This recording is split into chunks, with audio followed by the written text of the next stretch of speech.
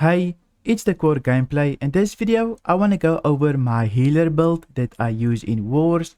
I probably have more than 1,000 hours on healer since I played it from the very beginning since the game released. So I've got about 1,000 hours on my healer and I've been playing wars pretty much every day since the game released. But let's dive into the build. For wars, I like to run medium gear, mainly because there's so many people trying to focus you that you're the main priority for wars. So it's very important that you stay alive. So I like to run medium. You're not going to be the top of the leaderboards because you're not running light, but you are going to survive a lot. Plus you can be in the thick of things most of the time so that you can heal your allies in the back line. I usually like to play around the circle. Usually I play on the left side or the right side since the back side of the circle is very dangerous and the front as well. So I like to be in between so that I can survive.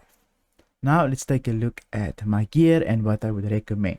First, let's dive into my secondary, the rapier. The rapier will basically save your life multiple times during war since it can repost. You can just repost, stun the enemy, flash through them and be on your way. Especially if you get caught into a gravity well, then flash is really good. And if you get caught by a void gauntlet, well, you can't just flash out of it. The only thing that you can do is repost and hope that you stun the enemy until the stun is over, then you can flash away. This is why I use the rapier. Very good to keep yourself alive. Now after using the rapier, we go over our life staff. Obviously you want the best life staff that you can get, but the best in slot perks for life staff is refreshing, and then you get bless and refreshing move. A must have on your life staff is refreshing move and bless. That's really what you need on a life staff. And the ultimate one is refreshing, which will reduce your cooldowns. The moment my life staff is pretty good, I can probably upgrade this when the new system comes out, but I'll be keeping this one until I get the best in slot one. My rapier doesn't mean much, it's just there to give me extra focus and some mobility, but other than that I don't really use it. I just use it to get away and switch back to my life staff. Now let's dive into my gear. My gear is all medium. I run a medium setup, but I do have a couple of perks. At the moment I do not use Orb of Protection, but sometimes I do, and I have that little perk on there as well. Next I have Fortifying Sacred Ground.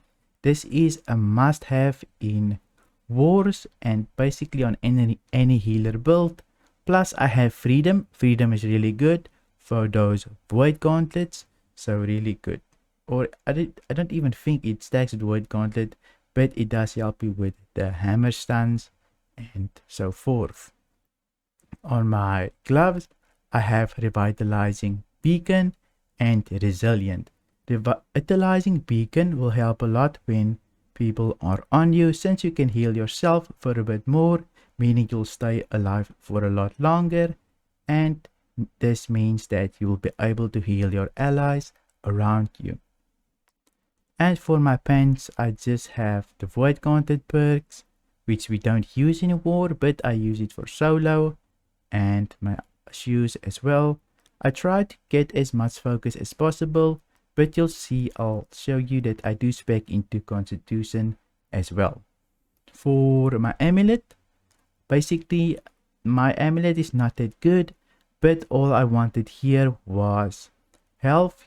Basically what I really want is Divine, but I do not have it at the moment, so I'm just running with health and void protection. Since void gauntlet is pretty popular right now, I just picked up this one for pretty cheap. My ring is almost best in slot for healer, but it's more spec towards void gauntlet since I solo a lot, but it's pretty good as well since you want to max out Sacred. Sacred is a must on a healer's ring, so basically this will increase your healing Sacred and Bless is the most important perks for a healer, so always try to get Sacred. Hearty is another one that you want on your ring, but I don't have it on this one since I have Keen instead. If this had Hearty, Sacred and Refreshing, it would be the best in slot healer ring. Next we have the Earring, which has Regenerating and Refreshing. Pretty good. I only want another perk on it, then I have, which is, I think it's the Toast one, where it reduces your cooldowns for your potions. Then it would be best in slot for me, but currently I do not have that one. Now that we took a look at all my gear, let's take a look at my food. Usually I pop a food, which is slow roasted bear flank. Pretty good. It gives me 24 focus and 16 constitution. I'm gonna pop this and let's go into my attributes. Now that I have popped everything, you can see I have about 339 focus and 150 constitution. This will allow me to pump out nice heals, and it will reduce my critical hit damage taken, plus I will gain extra health, which is really needed in war since you'll be taking a lot of damage. After that, my life staff. My life staff is a basic setup. I do like to run Light's Embrace. Sure, if you want to be top of the leaderboards, then switch out Light's Embrace. For Orb of Protection, you are going to have to switch the things a bit around. Orb of Protection will basically make you the top healer, but it will not save anybody's life since Light's Embrace will basically heal up a person and save their life. This just inflates your healing numbers. It doesn't really do much, but this will save people's life around you, and it's a pretty short cooldown, so you can just keep pumping heals into your damage dealers, which is really nice. This will also help you keep you alive during war. Usually what I like to do is I'll pop my beacon, pop my sacred ground, and then I'll start pumping my heals. Always keep your beacon up and sacred ground if you can.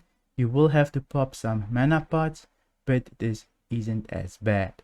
Now sacred ground, if you really want to do big heals on yourself, pop sacred ground since you will gain extra healing while you stand in it, and then pop Light's Embrace if you're really in a pinch to heal yourself full, since sometimes people can burst you down, then you need a quick heal, then you can just pop your sacred ground and your Light's Embrace.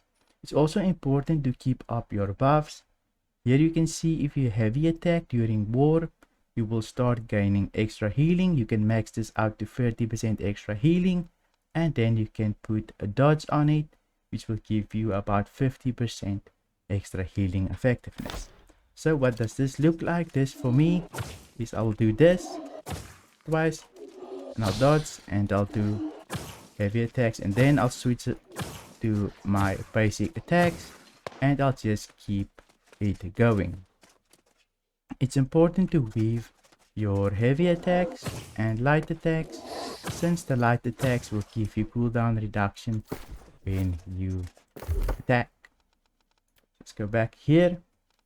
I also take the fortifying protection so that I can get some extra tankiness since you will be focused during war. Now that's my life staff, just a quick easy build. Everybody basically runs this. It's a basic healing build and quite effective. For my rapier, it's not that important, but let's just take a quick look. So here's my rapier. Quite an easy build. It's just evade, flash, and riposte, which is really good. Just use this when you want to escape.